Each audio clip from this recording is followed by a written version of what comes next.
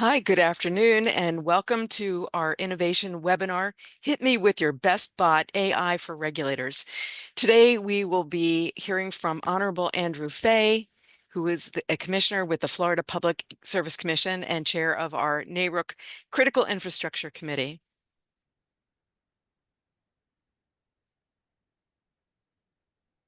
I'd like to share a little bit about NARUC.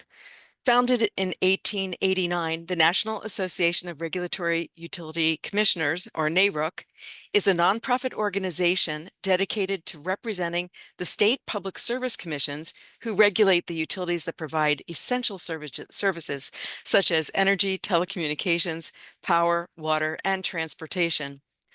Our members include all 50 states, the District of Columbia, Puerto Rico, and the Virgin Islands. Our mission is to serve the public interest by improving the quality and effectiveness of public utility regulation. For more information, we welcome you to visit our website at www.naruc.org. My name is Jody Rains. I am the Senior Cybersecurity Policy Specialist, and I am part of NARUC's CPI. The NARUC Center for Partnership and Innovation builds relationships, develops resources, and delivers training to assist state commissions contending with complex current and emerging issues. CPI is funded by cooperative agreements with the U.S. Department of Energy and the National Institute of Standards and Technology. CPI conducts work across 5 key areas and many topics within each: generation, transmission, distribution, customers, and critical infrastructure, preparedness, response, and resilience. Among other events, CPI hosts a monthly innovation webinar series on a wide range of timely topics. For more information about CPI and our programs, if you want to visit www.naruc.org/CPI. And thank you for adding that to the chat, Jessica. We have some upcoming events that you might want to be aware of. Some virtual events, the NCEP webinar series. You'll see a series that begins September 26th on benefits and state agency roles. Managing cost and risk is on October 20th. Balancing speed and engagement, November 17th. State agency collaboration, December 15th. We also have info webinars. DOE Free Technical Assistance for Regulatory Sandboxes is on October 14th from 4 to 5. That's Eastern Time. Technical Training, Grid Resilience Planning for Extreme Heat, October 22nd, 2 to 4. And a very interesting innovation webinar on AI-driven cybersecurity, safeguarding critical infrastructure in the age of intelligent threat. And that will be on October 27th from 3 to 4. I'd like to also invite you to our upcoming in-person events. One that's near and dear to my heart, the cybersecurity training for state regulatory commissions, which will be in Nashville, Tennessee, October 15th to 17th. And of course, our NARUC annual meeting and education conference, which will be in Seattle, Washington, November 9th through the 12th. Again, Jessica put in the chat the link for a full list of events and access the registration links. So you probably want to know why we're here today. First, let me say it is my honor to introduce our speaker today, the Honorable Andrew Fay of the Florida Public Service Commission.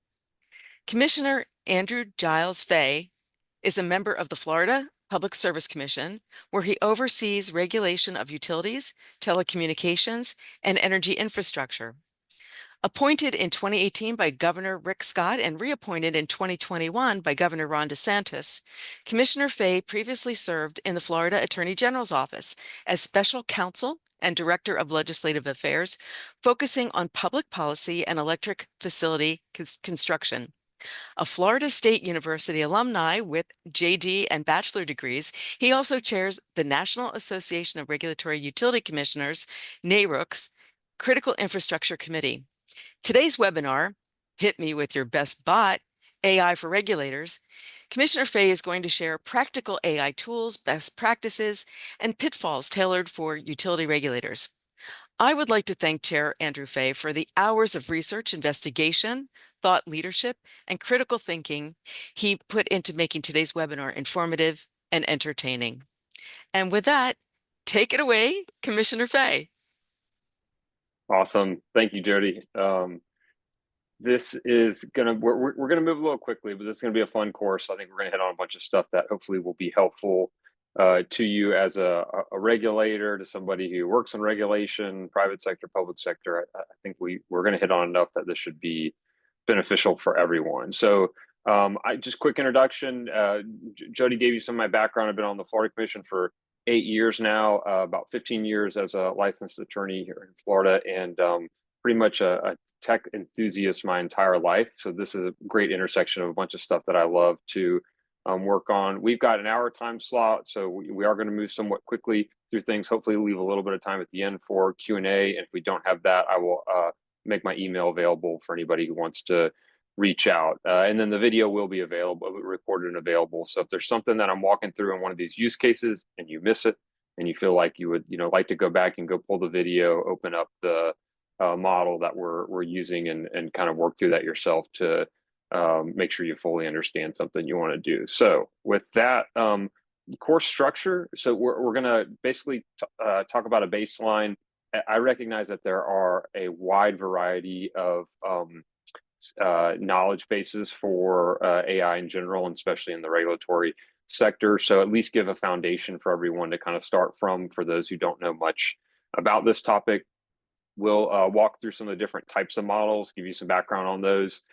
Then we'll go into the use cases that we're gonna demonstrate, and then from there we have some takeaways related to regulation and the specific use cases that we are going to put forward and walk through.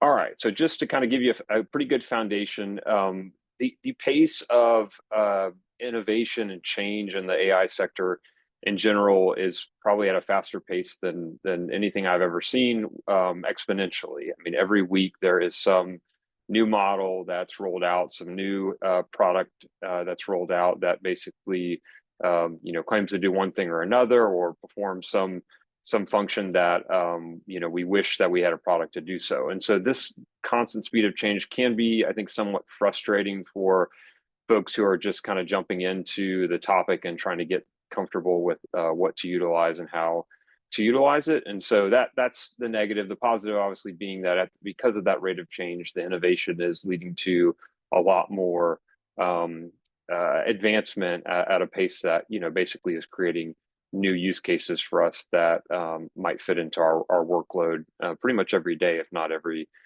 week at a minimum.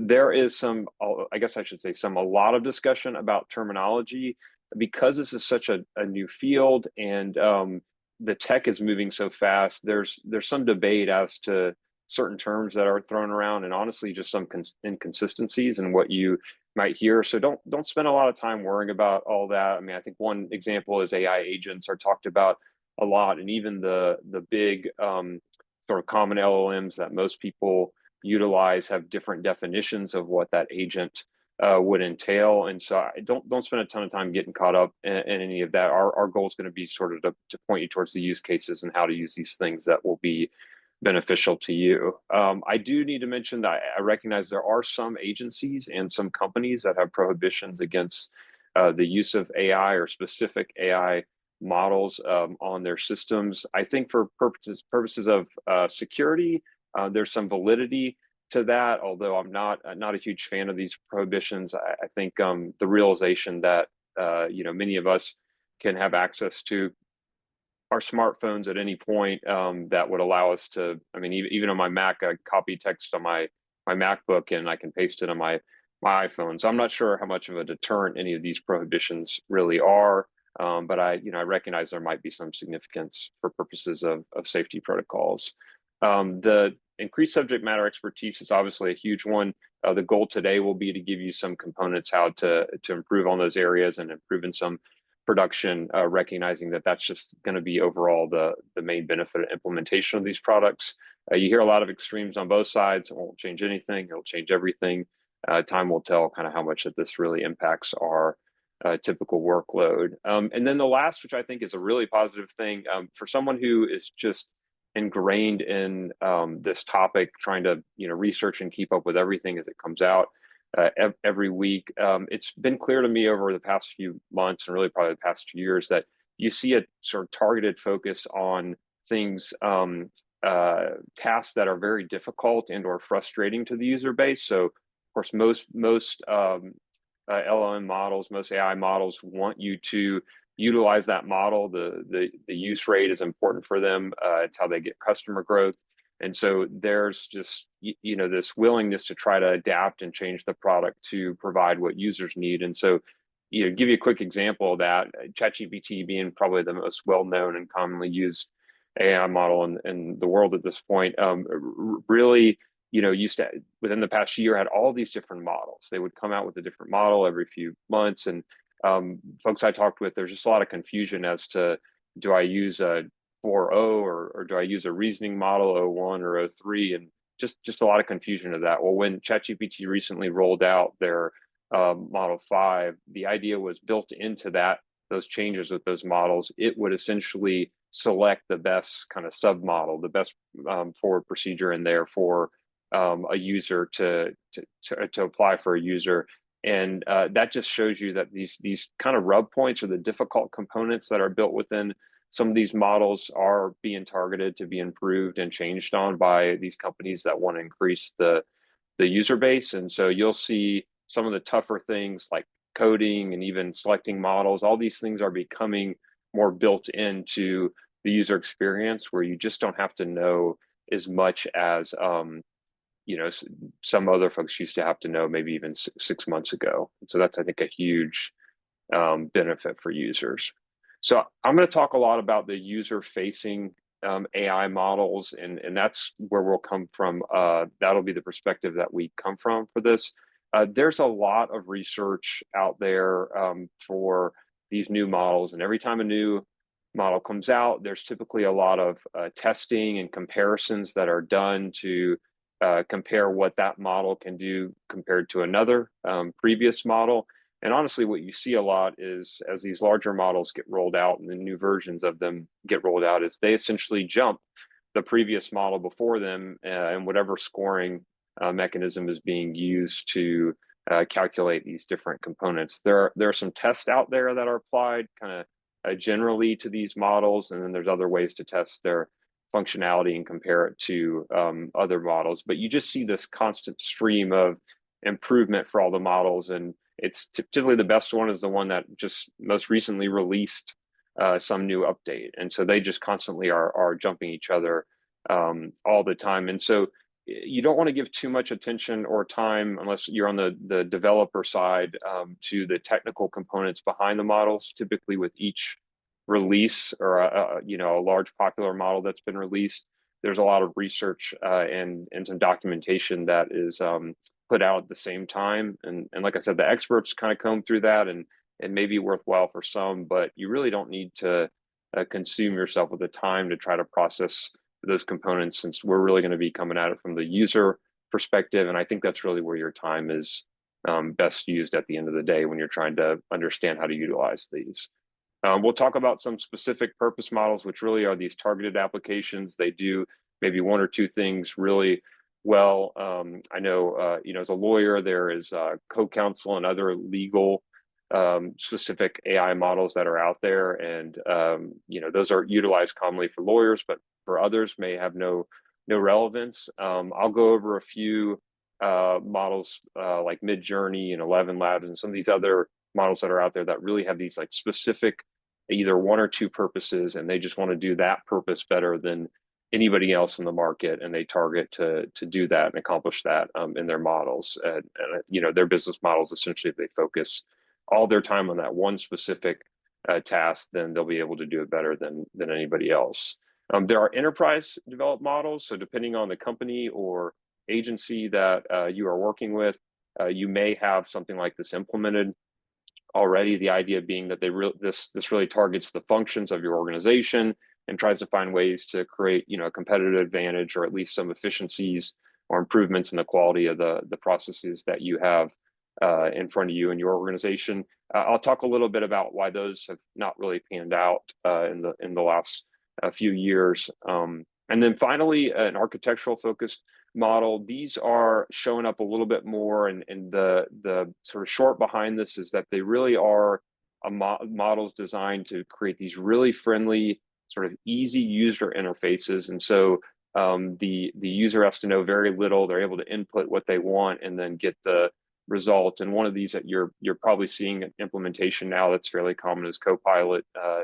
Be used in different programs built in with the Microsoft network. And the idea is you don't need to know the back end operations of some of what those models are doing. You're really just able to go in and implement and run them as you need to. And then we'll also walk through one specific model in the regulatory sector that does exactly this type of thing. It makes it really easy on the user to implement and to get the results that they want in a more efficient way. All right, context window and prompting. So you will hear a little bit about when these models come out. Some of them expand their context window. They are able to take on a lot higher level of input data before creating an output. There are limitations to these windows. Most larger models have these limitations. Even some of the ones that claim to not have these limitations, you will see a diminished quality in the output that you get. And so you may be able to dump 1,000 documents into a context window, but you may not get the sort of output that you would if you dumped 50 in and asked it the same question. And so even though we're seeing what you can input growing, probably month by month it's growing, there's still a component of where you do have a diminished output depending on how big that context window is. And then I'm not going to go into a lot about prompting today. There are entire courses on prompting, and it's something that will absolutely impact the type of response you get, and you can determine how detailed you really want to be. But the reality is that there's a lot of models that are trying to improve this side of their AI operations, where they even can suggest to you maybe ways to improve your prompt. Worst case scenario, before you prompt a model on something complicated or comprehensive, you can always ask it to give you some recommendations as to how to alter that prompt to get what you want out of it. You can give it the purpose or your intent of your prompt, and it can help you draft that to be inclusive of everything you would want to be included. So know that it does matter. It will impact your output, but you don't need to obsess over it like many were doing a few months ago. It's improving the process for a typical user to be able to go in and do that. All right, so now to the fun. So I'm going to start with general use models. So like I mentioned before, you have a ChatGPT, you've got a Gemini, which is a Google model, Claude, which is built with Anthropic, Grok. I mean, the Perplexity. There's a number of these kind of bigger general use models, and within a lot of these models, there are either what are referred to as deep research and or advanced thinking modes. And essentially, these modes themselves used to be kind of an additional function or setting that were built into a lot of the models, and to a large degree were separate. And now what you're seeing is because you give these models such a complicated task, you basically tell it to go out and research something and produce something, that some of those lines are getting blurred, and you're seeing those combined in the responses. And I think that is probably making it a little bit better for the user to implement and actually utilize. So I'm going to walk you through an example here where essentially I put together a state commission ethics rankings criteria. And the short of it is I created 4 criteria that I wanted to utilize and have a model review what states require of their commissions, and then basically see kind of how they would rank based on the information that they have in their statute and rules and procedures. So I'm going to pull this first example up for you to walk through. So this is, like I said, in ChatGPT and kind of a full comprehensive mode. The top here that you see purple that is highlighted, this is the prompt that I provided for the model. And essentially, I've got a decent amount of detail in here, but it's not overly wordy. It is somewhat concise in what it's asking and what it's looking for. you'll see basically that I want to create, I prompted to create this table. Then I give it a set of criteria that I think are relevant to creating this type of table and ranking structure. I suggest that it provide me with some follow-up questions to produce the best response, and then to cite statutes and rules that are available for everything that is provided from the model. So essentially, that model then processed and worked for about 17, almost 18 minutes here. So this shows you a huge distinction from your typical prompt that you put into a LLM to a more comprehensive research thinking mode model that's going to take a lot more time to come back with a result. But of course, 18 minutes comparably to how long it would have taken to do this manually is a whole different story. And so it's well worth it's, you know, the way it functions at this point. And I'll walk you through some of the response and then a little bit of the back and forth that I had with the model to try to get it towards really what the end result that I wanted for you know, my request here for the prompt. So once I basically inputted all this, it gave me back a scoring structure between 1 and 5 for each of the categories that I put it in, and then basically took a sampling of states, and through its research through that time pulled information in those states to basically try to determine what would be considered the strictest, what would be considered the least strict, and then really figure out, okay, where does this fall in the rankings of things. And then it gives you a little bit of context here to show you the differences of what it saw in states. It goes down into these sources for each state that it provides, which is something that we specifically put in the prompt. And I'll hammer this home probably more than anything today. Sources, citations, grounding, or what's called retrieval augmented generation, they all are components built into making sure the information you have is cited and is sourced. And without that, it is very, very challenging to rely on any of these outputs. Many of the models still have hallucinations, they still have inaccuracies, and so everything that you can do within your prompt and your research to minimize that, you want to do so. So as I keep going down here, you'll see there's a few observations that it gives me about kind of the criteria that I'm using, and why it might be interpreted one way or another depending on the state. And then as we put in our prompt, we get a set here of follow-up questions. So it basically pumps out 7 follow-up questions for the model, you know, wants me to respond to really create this better targeted response for me about what I'm looking for, because there's obviously a wide range of things that could be included. So you'll see as I go through the questions, it asks me here, do I want to equally weight all four criteria? So I have all those different criteria. Some I could consider more important than others, and I could allocate weights depending on different percentages if I wanted to. Talks a little bit about strong gift ban policies. So it shows you some examples. Some are complete prohibitions, some are caps at dollar amounts, and then others are just recusals, you know, that are required. So it talks about kind of the range of things that I could go through on there. A number of things that basically ask about post-employment, financial disclosures.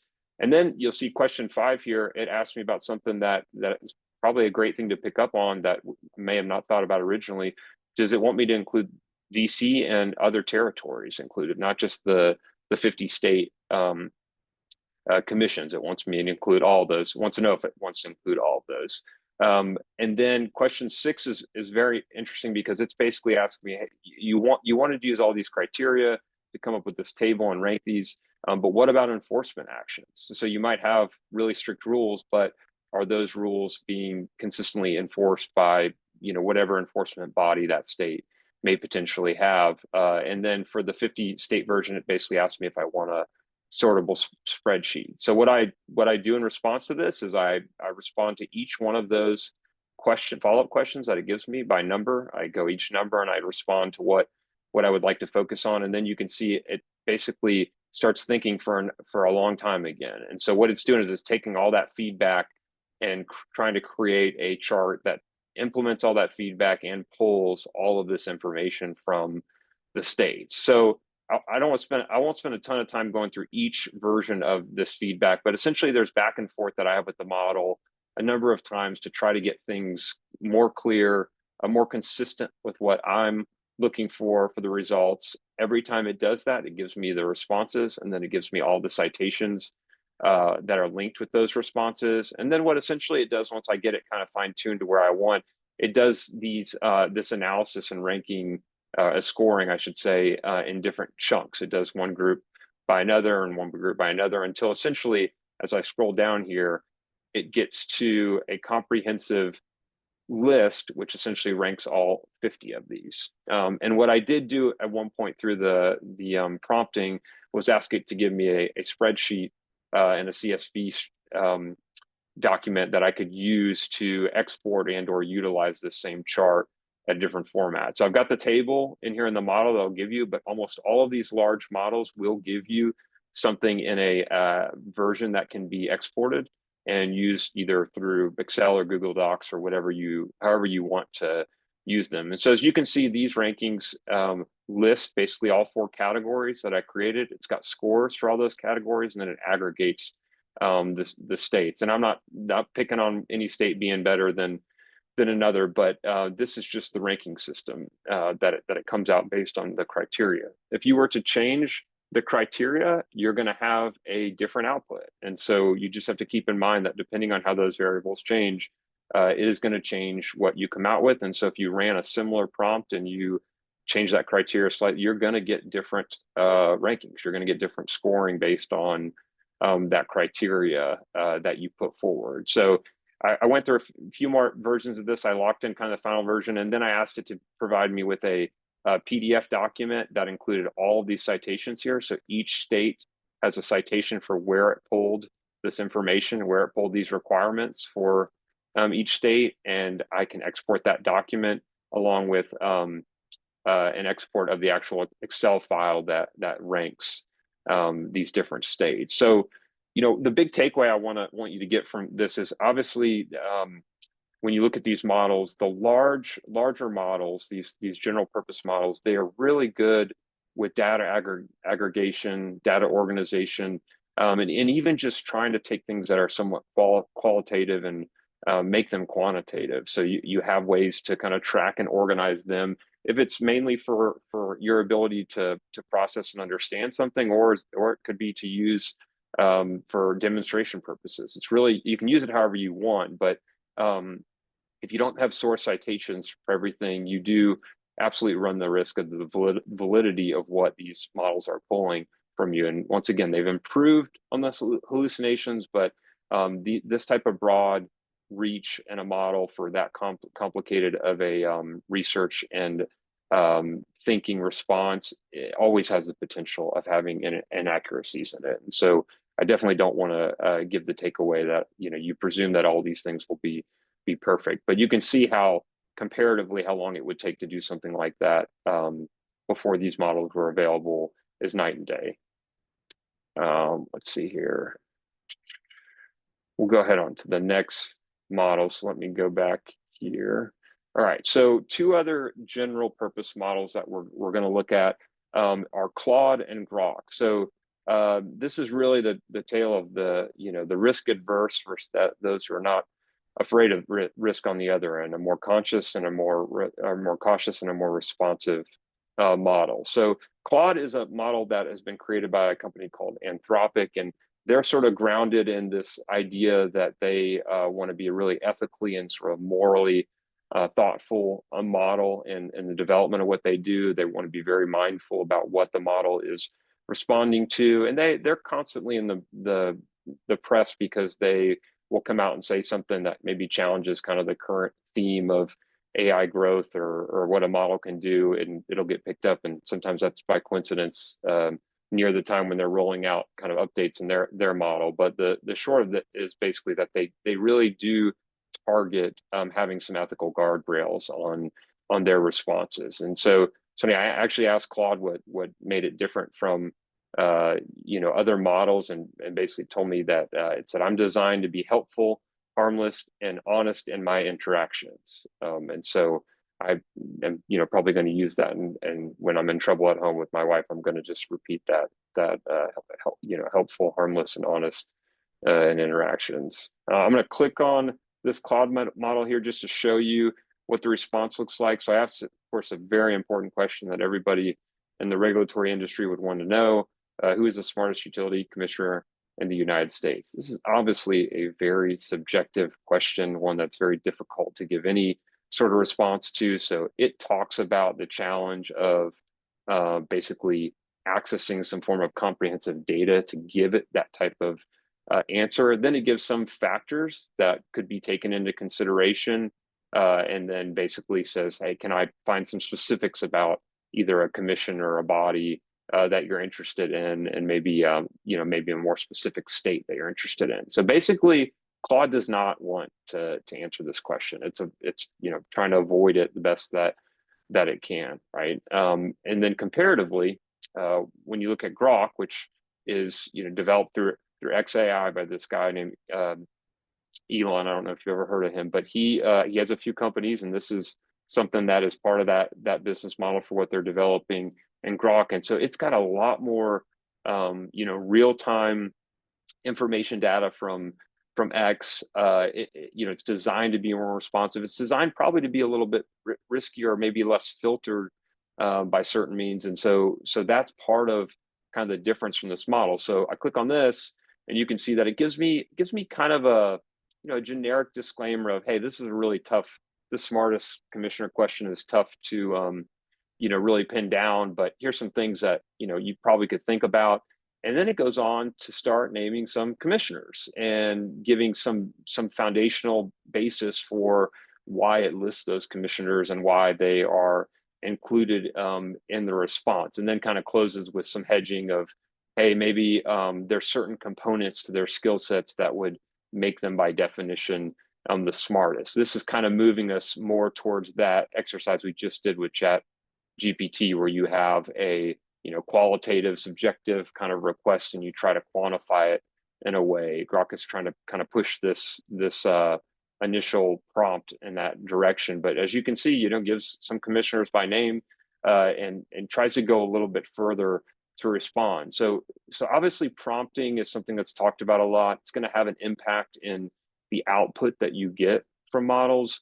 But the model you use is also going to have a huge impact in the output you get from that, and even how you input a similar prompt into a different model, you're just going to get that variation. And so I think some presume there'll be more consistency between models as far as what they do, but they all have kind of grown up through their own backgrounds, and this is why they're created with certain intentions and why they operate differently. And for some, that one model may be better than another, and some there might be a preference or a reason that you use another model, but the idea is that they're not all created equal. They don't all operate in the same way. And so just keep in mind, depending on the actual model that you're using, you're going to have some of this variation in what you get out from the model.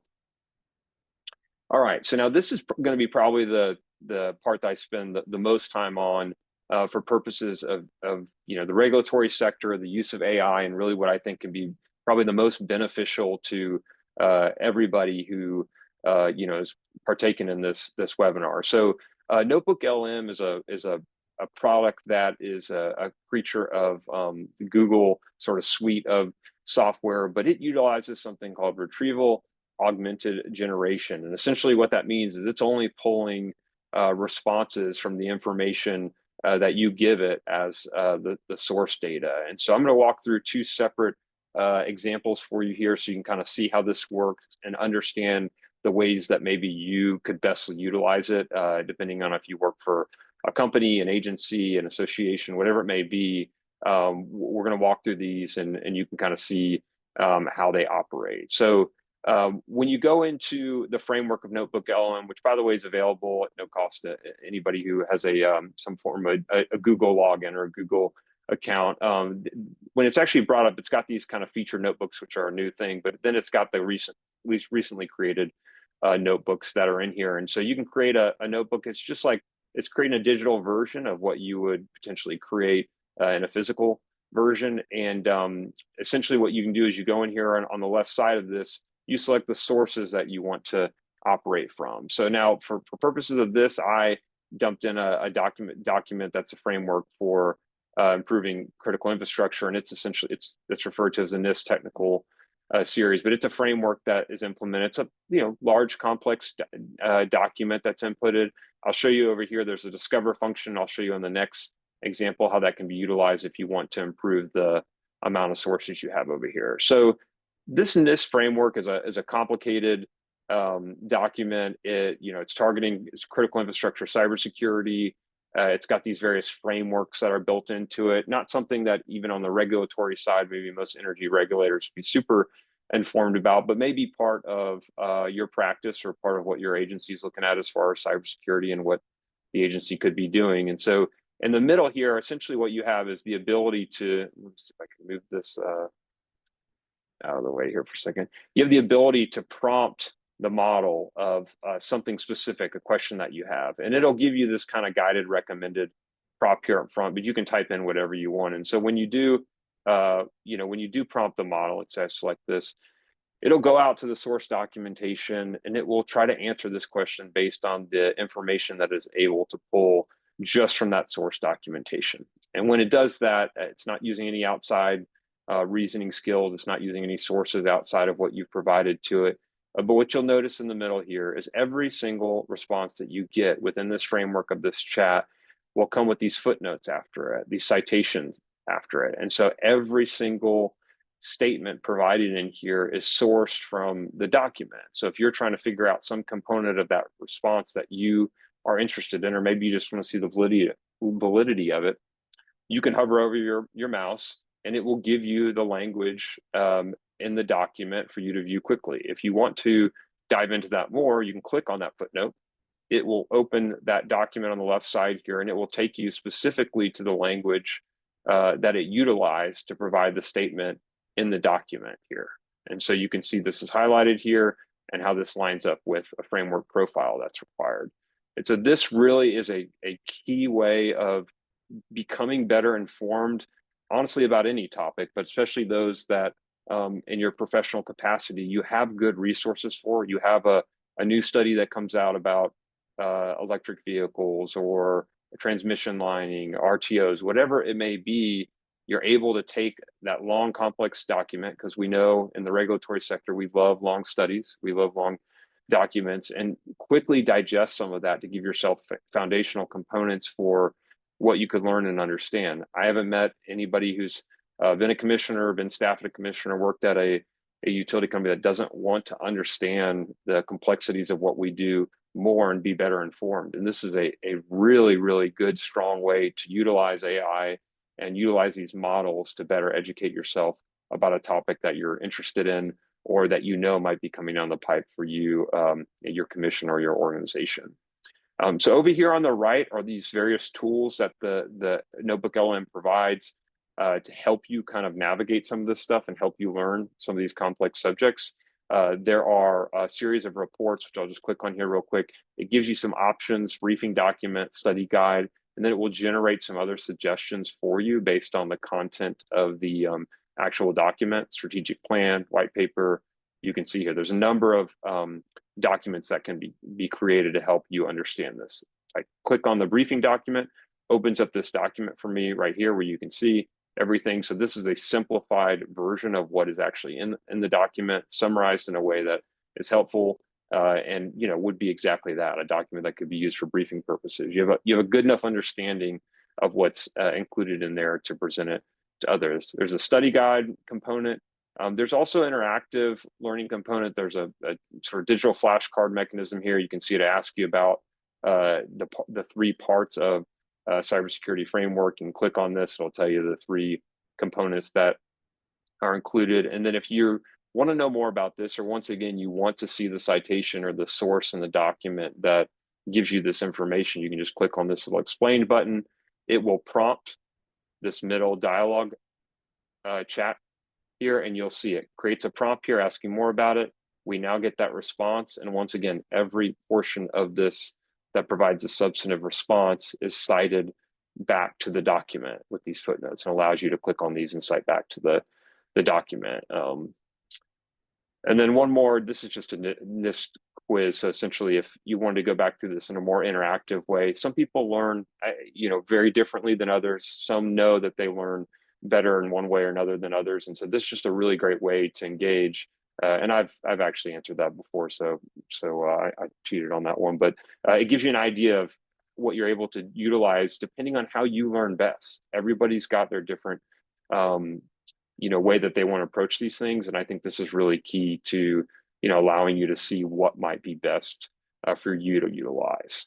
Okay, so with that, I'm going to go back to our slides and jump into our next Notebook LM example that I put together here, and this is on small modular reactors, a topic that probably most will find a little more exciting than the NIST framework. But so what I did here was, I think every state is talking about some nuclear advancements, and small modular being one of the most common topics that's brought up.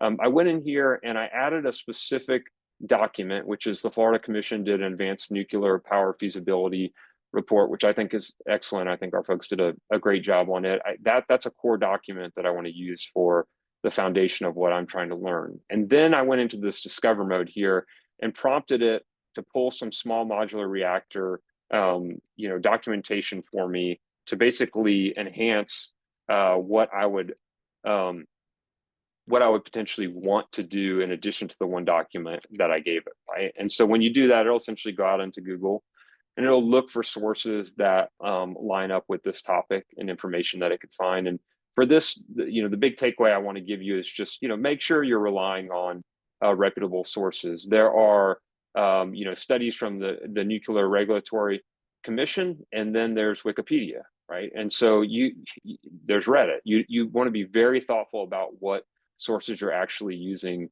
when you go to select these source documents. There's some stuff from NewScale. There's a number of things in here. So you could pull those. The NRC has a document here on advanced reactors.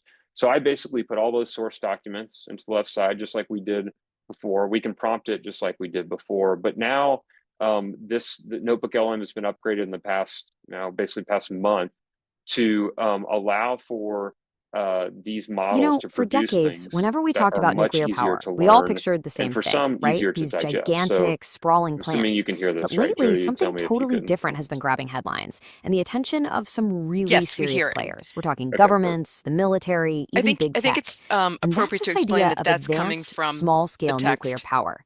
So that you had today, we're going to input. break down exactly I what got you. this new Yes. generation of nuclear is, So the why it's suddenly actual, such a massive I'll pause it for a second. The actual resources that are developed over here on the right are coming from these source documents. So it deal, reviewed and through the these, one it created huge hurdle this it still has to get over. presentation. It looks So like, why it's all the about a buzz right 7-minute now? presentation. Well, it really It starts will with the walk problem that through a number of series of components of this presentation, talk about the portfolio of nuclear energy, and give you a good, quick sort of foundation for understanding what these documents entail, what they say about nuclear modular reactors. It's really small modular reactors. It's really a good way to get a good foundation of what you might be interested in. The next is an AI generated podcast. You may have seen some of this before, but basically it took these documents that we provided over here. It creates an AI generated podcast. So neither of these voices on here are real people. And it'll do a back and forth conversation, which I'll play here for a minute, discussing this topic. And decades of construction, well, you might need to update your mental files. Today, we're cracking open a technology that our sources suggest could fundamentally change how you get your power, how you pay for it, and just how you think about energy within the next decade. We're talking about advanced small. So basically that podcast, it's about 15-minute podcast, will walk through the substance of these documents to give you a really good foundation if it's something you're interested in. One reason I like this so much and think it's so valuable, I don't know what your commute to work is, but if you have a 9 o'clock meeting and you've got a report or document that you need to be up to speed on, you might find that your knowledge of that document is better doing that, listening to this in the morning on the way to work than it is waiting to put your kid down for bed and then going back and trying to read through that document late at night. It just gives you an opportunity to learn something at a quicker pace and at a different pace than maybe you would otherwise be able to do so. I'm going to open this real quick and play this. This starts the podcast. Welcome to the deep it dive. allows you to basically jump in. What's up? Yeah, I'd like to know a little bit more about the first of its kind theory. That is a great question. We were just about to unpack that core economic concept. Absolutely. The first of its kind, or FOIA, as the sources call it, is where the pain is. Okay, let's unpack this. It absorbs all the costs of So basically, this allows you to jump into that podcast and have them talk about a specific component of something you're interested in or that you may want to know. So you're able to target that more if you're really interested. And then the last piece of this model that I want to show you is something referred to as a mind map. I'm visual in this nature, and that I love complex topics being broken down into some digestible formats. So with this, it basically breaks out documentation that I gave it. You can look at this section, 4 key benefits of advanced SMR. It gives you these components. It allows you to continue to break out each of these into various subsections, right? So you can understand how they're built into the previous section. And then once again, let's say you get to this where you say, well, this factory made and shipped parts, like what's this about? What specifically, how is this relevant to SMRs? You can click on that. It'll take that section, it'll prompt it here in your chat, and then the response it will give you based on that prompt in this chat, once again, is all detailed out with the sources cited back to the documentation, which you can always click on at any point in time, and it will take you to that document and to that line where that information is available. So this obviously applies to a whole range of subject matters. We know how fast in the energy sector things can evolve, technology can evolve, engineering can evolve. It's just constant. And so utilizing these mechanisms to be better up to speed for topics that may be coming towards your agency, your organization, your company, I think are really key. And these are just 2 examples, but you can see based on everything that's built in here, the ability to learn in a way that you haven't been able to do before. And one reason I think that's so key is because of some people prefer audio, some people prefer video. It just depends on how you're able to digest those things, and this gives you the ability to do so in a quicker format. All right, let me jump to, because I want to make sure I stay on time, some specific purpose models that we talked about before. 11 Labs is a company that's fixated on kind of the audio ability to interpret and navigate audio files and voices to really make things much more efficient when it comes to implementing an AI model when it comes to voice. And so I'll play part of this podcast that we So just SMRs listened to are here. a type of nuclear power reactor. They're often modular, as the name suggests, and typically produce heat energy up to about 1,000 megawatts thermal per module. Okay, so that's the So previous SMRs podcast. are a type of nuclear power reactor. They're often modular, as the name suggests, and typically produce heat energy up to about 1,000 megawatts thermal. Okay, and that's me reading this exact same thing in the podcast, but it's not me reading it. It's just a voice over clone. So the voice replication is becoming something that can be used both in good and bad ways, but it shows you there are models out there that this is 11 Labs targets. This is specifically what they want to do better than anybody in the business. And so they have done so in a way that really repeats inflection and some things that voices have not been able to be replicated on in the past. And it's very impressive. I want to mention real quick, they also make an app, a product that you can get for free that there's no charge or anything, called 11 Reader. 11 Reader will allow you to take any document or text on your phone, basically highlight it or click on it, share it, and put it into the 11 Reader app, and then that text can all be read to you with basically whatever voice or whatever type of voice you want. So once again, if you're on the road for some reason and you got a document you want to digest, you can use that function or that app to have it read out loud to you. All right. This is a image generated from Midjourney, which is an image generation model. It is one that's just targeted on image generation and just recently small animation. I prompted it to develop me an image that showed the transition between a coal power plant, a solar to nuclear, all in the evolution of the image. And so this is basically what it produced. And so you can see just simple content creation will change significantly over the next few years, the ability what many of us would not have been able to do otherwise. But once again, it's a specific purpose model. It's a company that's really targeted, what they're trying to do and just do it better than anybody else. Now, this one is essential for any self-deprecation here. It's VO3 is part of the Google suite. It's a model that creates video and audio models. And so I'll play this for you. How weird is AI-generated Commissioner Fay? Great question. I think that depends on which AI version you are talking about. I am talking about this version, isn't it obvious? I guess at this point, it doesn't matter which version. They are all pretty weird. Yep, so now as you can see, not all AI content is good content. That is just super weird to me every time I see it. But, oh no, not again. But it does show you that the advancements on some of this content creation is moving at a really high rate. I want to make sure I finish on time and leave a little bit of room for questions if needed.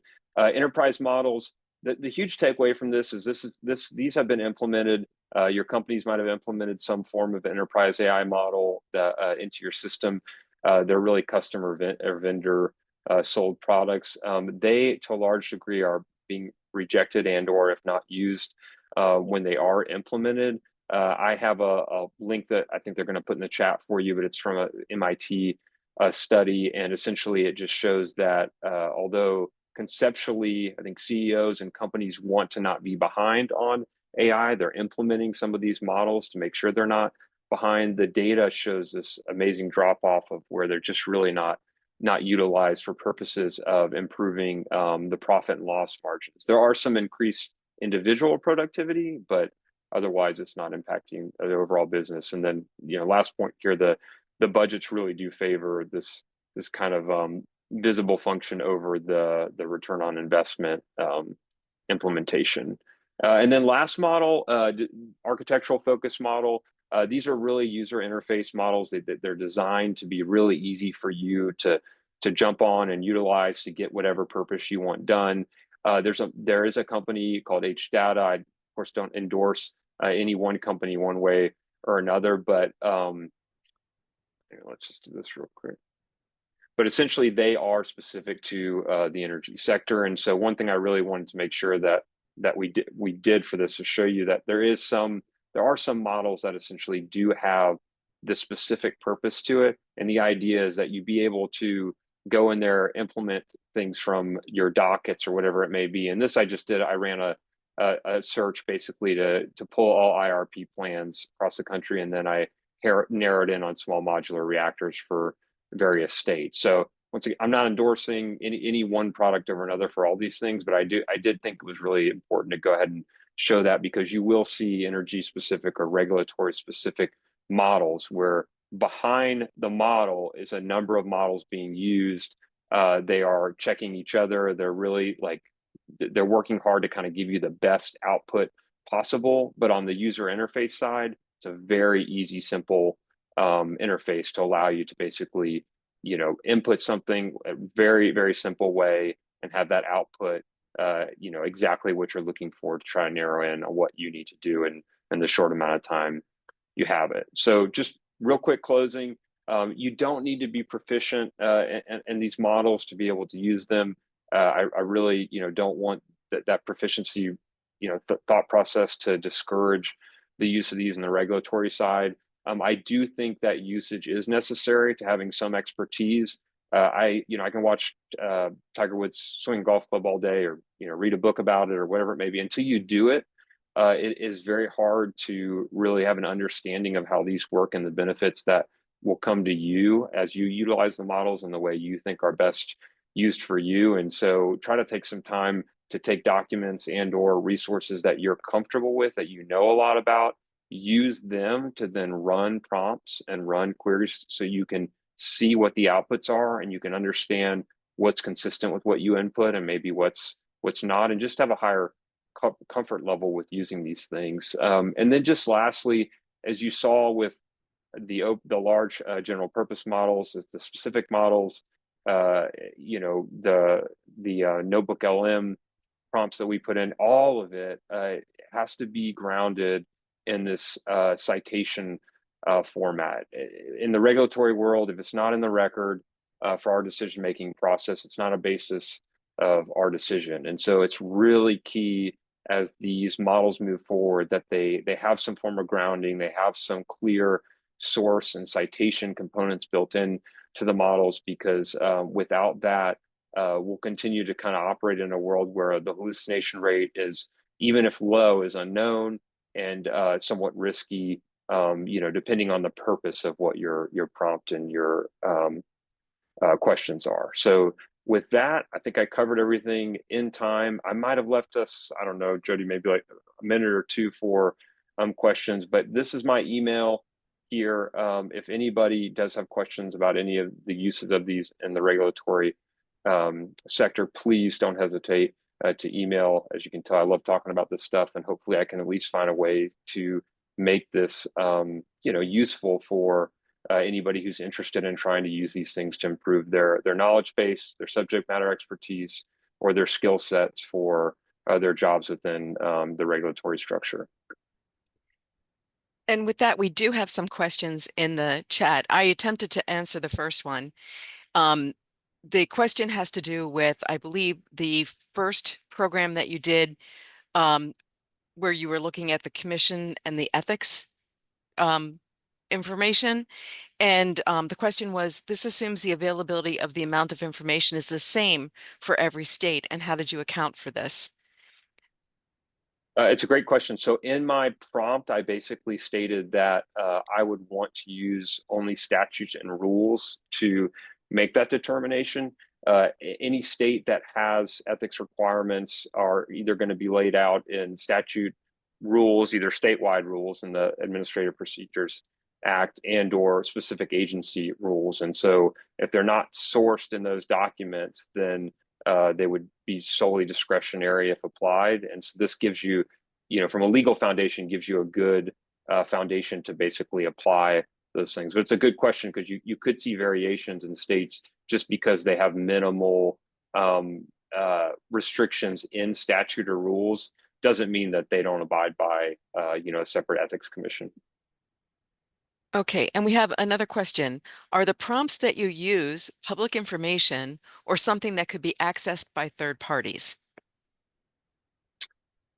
Are the prompts that I use? So from a prompt perspective, you can essentially put your own, whatever, you can word the prompt however you want to into a model, and then ask the model to essentially fine tune that for you before you ask it to go out and perform the actual prompt that you want, the actual function that you want it to perform.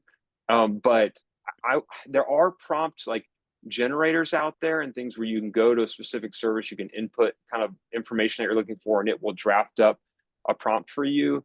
But once again, I think we're moving away from some of that. Unless you want to get really detailed in the production of something, then you're as a user, you're probably not prepared to spend the time that's needed to create a prompt at the level of detail you would want. And so I recommend kind of using these models to help you improve it, but don't let it paralyze you, because you could spend so much time on a prompt and still not get the exact response that you want. Okay, we have another question. Can ChatGPT be used in a similar way to Notebook LM, where you can tell it to only search from one source? That's a really good question. So the retrieval augmented generation component of Notebook LM is one that's really clear. On the ChatGPT side, or for that matter, probably any large language model that has this broad functionality out there, you can direct it to limit its sources to a certain degree. But when you hone in, because I've actually asked the follow-up question to what you just asked, as to do you take in external information to basically help in the decision-making or the responses? And at times it will say that it does at a minimal level. And so you're not totally constrained to the source documentation.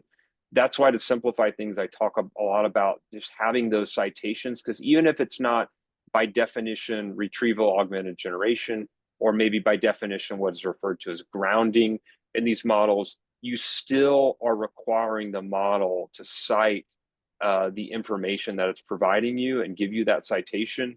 And that is really what's going to be key to making sure the information you've provided is valid. Okay, and we are at the top of the hour, but I think we can squeeze in one last question. The question is, what AI regulatory use cases are you most excited about? And if you had a crystal ball, how do you see AI evolving the regulatory process, if in any way? Oh man, this is the fun. That's a fun question. I'm happy to answer that. So I think that there are a lot of components in regulation, and probably for that matter within permitting, like that really lend themselves to AI implementation. Obviously, if you have a development of some new nuclear reactor, let's say you have a small modular reactor and you're going to the Nuclear Regulatory Commission to try to get approval of something like that company and the agency that's going to review that, like, it's still going to go through a very thorough process for all those reviews, and you don't have the ability to really have the room for some error rate, right? Although humans have error rates too. It's really those where, like, you have the very small thing that just is completely inefficient, that, for example, maybe kicks back a filing because you forgot to fill out one area, or maybe that something was unclear within that filing. Instead of going through like just a long, somewhat bureaucratic process to get that resolved through the regulatory structure, you'll be able to quickly have it reviewed for validity on those things on the AI side. And then if there's a component of it that's confusing, there could be a request back to provide clarity before it's then submitted and reviewed for final review on the government side. So I think we'll see efficiencies in a lot of areas where historically regulation has just been really inefficient. But I want to caution that I don't think that will be in any way a replacement for decision making. I think you will always have regulatory bodies be the ones who actually make the decisions and take the full context of the substance and the results of their decision making before making those decisions. I don't anticipate that being replaced at any point. I just see the information they're going to get will be better and better because of the efficiencies created by AI in the regulatory sector. Thank you so much. This has been a tremendous opportunity to ask you all these questions and to kind of pick your brain a little bit. Appreciate very much your taking the time to walk us through this, Chair Fay. What can I say? Happy to do it. Yep, and my email's here, so if anybody needs to reach out, has any questions about this, I'm happy to help. And with that, we'll hand it back to Jessica to take us out. Thank you, Jody. And thank you so much, Chair Fay, for all the time you put into preparing for this webinar, as well as your time actually presenting. It was super interesting. So thank you, thank you, thank you. I just wanted to verbalize our next innovation webinar. The next webinar in this series is also on AI. It's called AI-Driven Cybersecurity, Safeguarding Critical Infrastructure in the Age of Intelligent Threats. And I'm just going to drop the registration link for that into the chat one more time before we close out here. But other than that, thank you all so much for joining as well today, and we hope to see you next month. That webinar is October 27th from 3 to 4 p.m. Eastern Standard Time. Thank you all. I'll leave this open for just a second so people can grab the registration link, but thank you for joining today.